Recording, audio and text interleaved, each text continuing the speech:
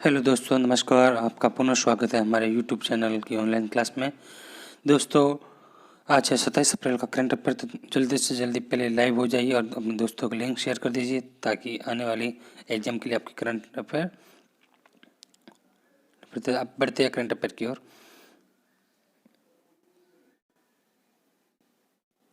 तो दोस्तों, हाल ही में किसने बैंकों को खाता धारकों को इलेक्ट्रॉनिक कार्ड की सुविधा देने के लिए मंजूरी दी है? तो पीएनबी, आरबीआई, केंद्र सरकार या नीति सरकार। तो साथियों, इसका right answer option number B, RBI द्वारा खाता धारकों को किसान कार्ड देने की मंजूरी दी है। तो साथियों, इसके बारे में थोड़ी जानकारी लेते हैं कि आरबीआई भारतीय रिजर्व बैंक ने हाल ही में देश की सभी बैंकों को खाताधारकों को इलेक्ट्रॉनिक कार्ड देने की सुविधा देने की मंजूरी दी है। आरबीआई ने ओवरड्राफ्ट खाते रखने वाले खाताधारकों को इलेक्ट्रॉनिक कार्ड जारी करने की अनुमति है। साथियों, ये आपको फैक्ट याद रखना है।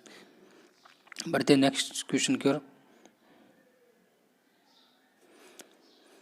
इनमें से किस राज्य ने सरकार ने हाल ही में सार्वजनिक जगहों पर सभी तरह के तंबाकू उत्पादों की बिक्री पर प्रतिबंध लगा गया है? तो साथ ही दिल्ली सरकार, गुजरात सरकार, उत्तराखंड सरकार या झारखंड सरकार। तो सभी तरह की मादक सेवन पदार्थों पर बैन लगाने वाला झारखंड सरकार है। तो साथ ही इसका राइट आंसर ऑप्शन नंबर। इसके बारे में थोड़ी जानकारी लेते हैं दोस्तों। झारखंड सरकार ने हाल ही में सार्वजनिक जगहों पर सभी तरह के तंबाकू जैसे उत्पादों में सिगरेट, बीड़ी, पान मसाला, हुक्का, कैनी, जर्दा, गुटखा और इलेक्ट्रॉनिक सिगरेट की बिक्री पर प्रतिबंध लगाया गया है। तो साथियों, ये current affair important current affair अगर तो आपको ये याद रखना चाहिए। बढ़ते नेक्स्ट करंट अफेयर की तीसरे क्वेश्चन की ओर। भारत की कौन सी आईआईटी कंपनी ने इजराइल को पहला पूर्ण डिजिटल बैंक लॉन्च करने की घोषणा की? था साथ विप्रो, इन्फोसिस, टीसीएस या गूगल। तो दोस्तों, ये आपको याद रखना चाहिए कि कौन सी बैंक ने किया। तो इसके साथ राइट आंसर है टीएसटी। टीसीएस भारत सरकार ने सबसे बड़ी IIT company TST Tata consultancy services Israel ने पहला डिजिटल बैंक लॉन्च करने की घोषणा की है। भारत लगभग 40 वर्ष में इजराइल ने बैंकिंग लाइसेंस पाने वाला एक पहला बैंक और इसकी शुरुआत 2021 में होगी। तो साथियों, आपको याद रखना है कि इस बैंक की शुरुआत 2021 में होगी और यह 40 वर्ष से इजराइल में बैंकिंग लोन पाने वाला पहला देश बन गया है। इसी क्रम में बढ़ते नेक्स्ट क्वेश्चन की ओर। दोस्तों, भारत की किस बैडमिंटन खिलाड़ी को IM बैडमिंटन जागरूकता अभियान के लिए एम्बेसडर चुना गया? चाइना नेहवालकर, पीवी सिंधु, श्रीकांत किदंबी या इनमें से कोई नहीं? तो साथियों, पीवी सिंधु को चुना गया है। तो इसके बारे में अपन फैक्ट थोड़ा यहाँ पढ़ लेते हैं दोस्तों। पीवी सिंधु भारत के स्टार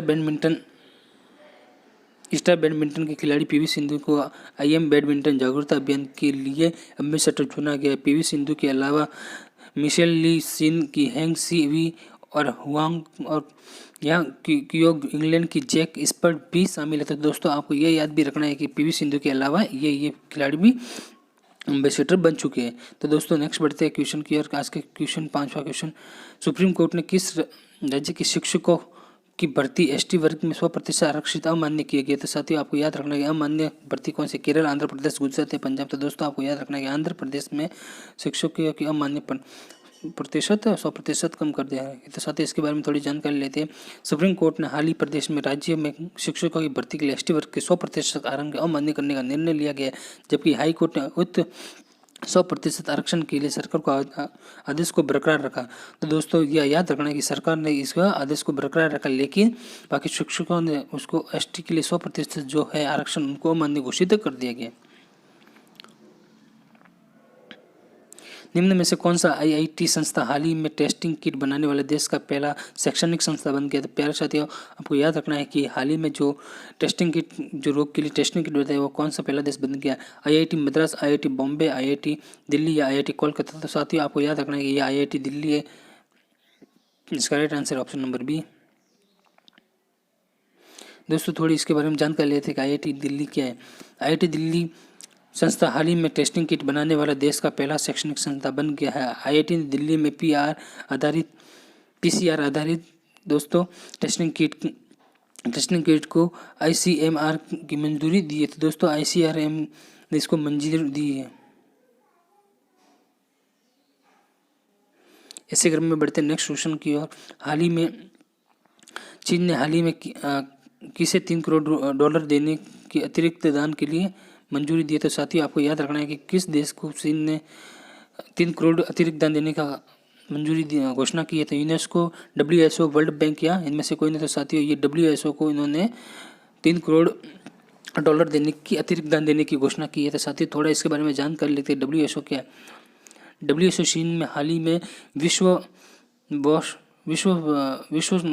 स्वास्थ्य संगठन में WHO को 3 करोड़ के अतिरिक्त दान देने की घोषणा की। इससे पहले चीन ने WHO को USO को $2 करोड़ देने की थी।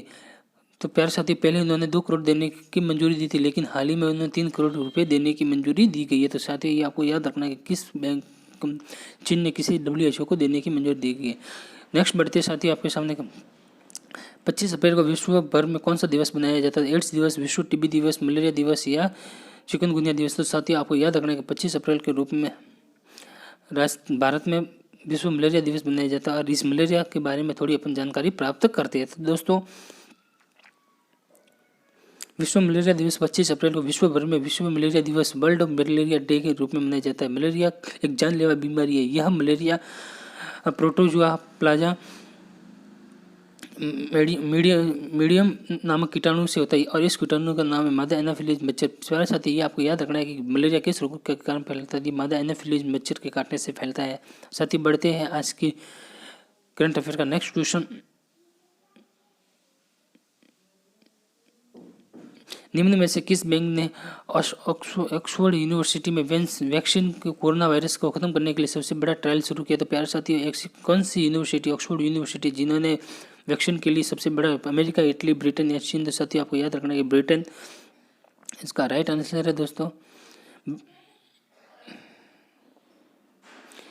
ब्रिटेन की ऑक्सफोर्ड यूनिवर्सिटी ने वैक्सीन के कोरोना को खत्म करने के लिए सबसे बड़ा ट्रायल शुरू कर दिया है। वैज्ञानिक का मानना है कि वैक्सीन के सफल होने की उम्मीद 38% है। इस वैक्सीन को बनाने के लिए कोडेक्स तकनीक का प्रयोग किया था। साथियों ये क्वेश्चन आपके लिए इंपॉर्टेंट हो सकता है। फैक्ट है कि वैक्सीन को बनाने के लिए किस तकनीक का उपयोग किया था? ये कोडेक्स तकनीकी है। तो दोस्तों आगे बढ़ते हैं आज की टेस्ट सीरीज का आज की करंट अफेयर का अंतिम क्वेश्चन है। तो साथियों आपको ये टेस्ट सीरीज कैसी लगी इसको लाइक जरूर करना।